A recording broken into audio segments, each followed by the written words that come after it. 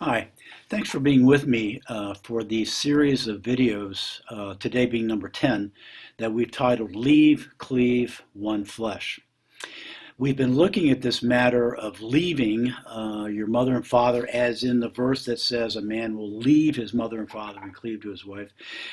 Video number 9 and 8 and 7 and 6 have talked about and explained what it means to leave your mother and father. And today, video number 10, we're going to set leaving aside and we're going to look at this word cleave, as in a man will leave his mother and father and cleave to his wife and become one flesh. Today, in video number 10, we're going to look at the meaning of what that word means, cleave, that a man is to cleave to his wife and a wife to cleave to her husband. And then secondly, we're going to come up with a couple of applications that I think will be very helpful after we've understood once and for all what this word really means. Okay? Okay, let's jump in here. First of all, what does it mean when the Bible says that a man is to leave his mother and father and cleave to his wife? That is mentioned in Genesis chapter 2, as we've talked about in previous videos, but it's also that verse mentioned by Jesus in chapter 19 of Matthew. And Matthew adds some additional insight that can be very helpful to us when trying to understand what does it mean to cleave to a husband or cleave to a wife. Okay? So if you have your Bibles, you want to open up to Matthew chapter 19, and I'm going to read in verse 4, 5, and 6. Pharisees have come to Jesus concerning matters of marriage and divorce. They're testing him, and in the context of Jesus answering these Pharisees, he says this in verse 4. Haven't you read that at the beginning the Creator made them male and female, and said, quote, for this reason a man will leave his father and mother and cleave to his wife, and the two will become one flesh, unquote. So, they are no longer two but one. Therefore, what God has joined together, let man not separate. Okay. What is the meaning of this word cleave when he says a man will leave his father and mother and cleave to his wife? That particular Greek word at its root is the word for glue. Or one might even say it's the word for cement. And so what Jesus is talking about here is what was illustrated for me many, many years ago when someone was explaining this to me. They would say, imagine that you've got a piece of wood, and you take some glue and attach it to the wood, and then you take another piece of wood, and you attach that piece of wood together with the glue in the middle. You clamp it down for 24, 48 hours.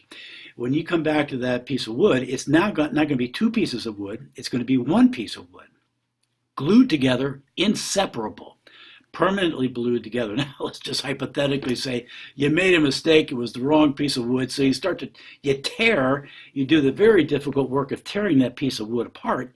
And what's going to happen is this is going to break apart, and this is going to break apart. And now neither one of them are very good. In separating them, you've really destroyed them. And you might get angry at yourself at that point, and have to go back to Home Depot and get some more wood and start over on this project because you made a mistake by gluing the wrong things together. But when you glued them together, it was permanent, and now you can't, now you're going to, in separating them, you're going to destroy the project. Okay, so that's what this word cleave means. It means two people are coming together, and they're going to be glued together, and they're going to be cemented together. And obviously, whatever you glue together and cement together is going to be together permanently. So certainly, in this gluing and cementing together and sticking together, there's a sense of permanency attached to this word. There's another word that Jesus uses here that's very helpful in helping us to understand this too.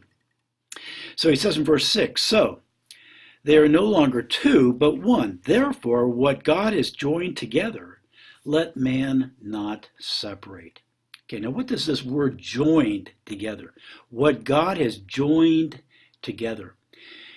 What that word means, it means to really be jointed together. And the image that comes to my mind is carpentry again, where you have a carpenter who's making a drawer, and he's going to take a piece of wood, he's going to cut out pieces along one side of that door. He's going to take another part of that drawer and make extensions, and where the extensions are going to sit into the in grooves of the other piece, and they are going to be jointed together. Very tight fit, as this is meant to go into there, and this was meant to be joined together, locked together, and making the piece one.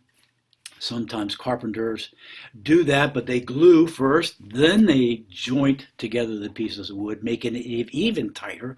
And sometimes they joint pieces of wood together, they glue it together at the same time, they go pop, pop, pop, pop, pop, and they even put in nails to firm it up even stronger.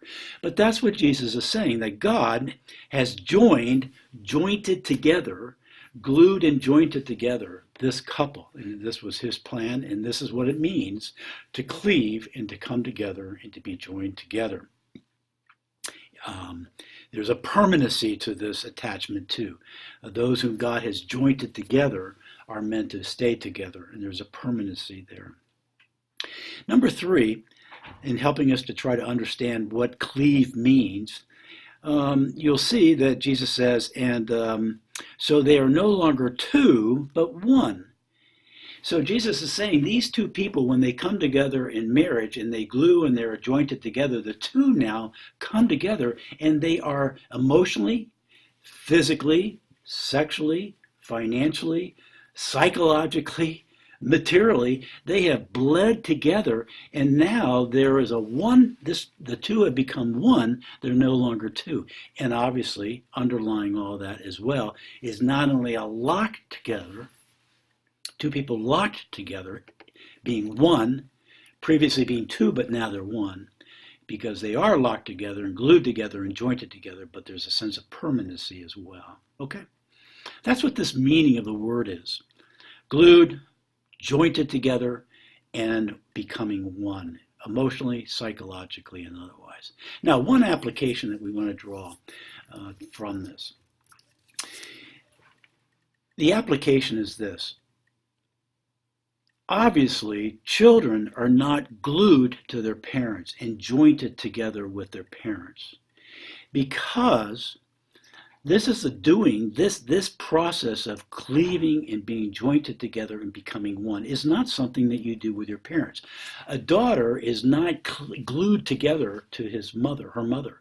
A son is not jointed together in a permanent relationship with his father.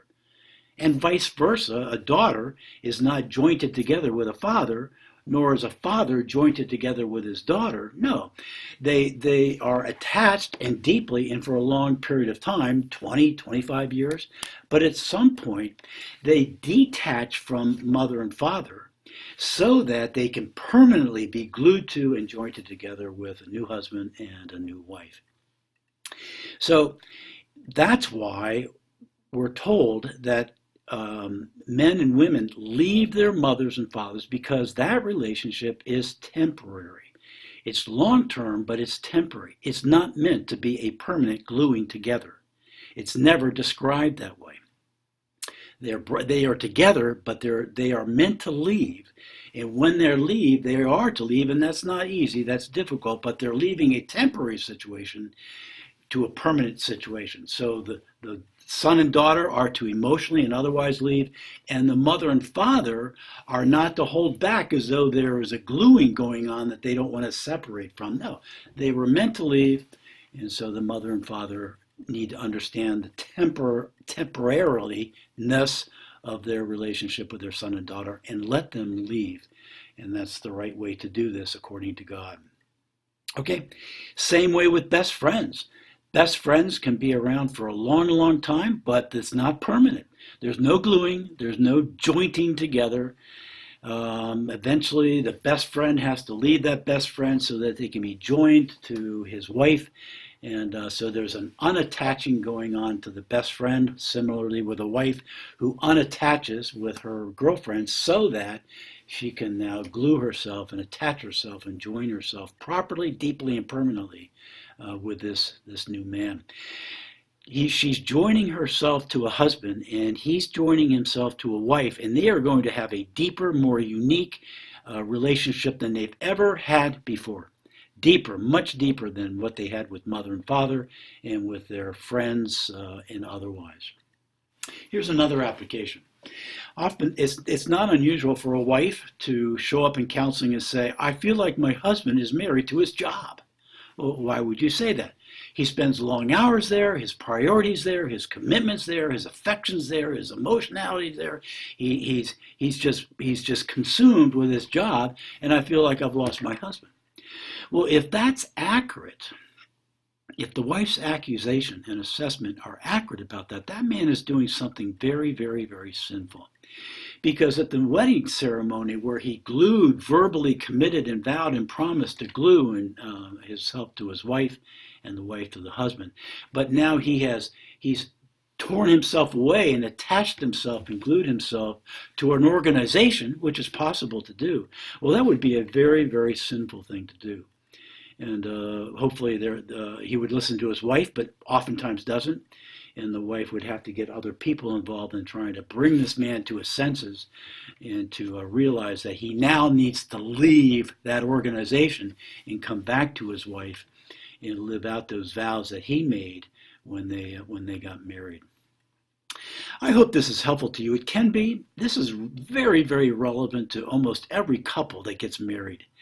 This leaving and cleaving is a very challenging thing to do, and it can go sideways and badly very, very, very often. You may be for the first time understanding why you're having marriage difficulties because through these 10 sessions, videos, you've learned, well, we never left. We're still, something's going on there. We never cleaved. We never glued ourselves together. We half glued ourselves. We're still glued to this or that or a friend or whatever. This may be offering you some explanation as to why your marriage may not be doing very well.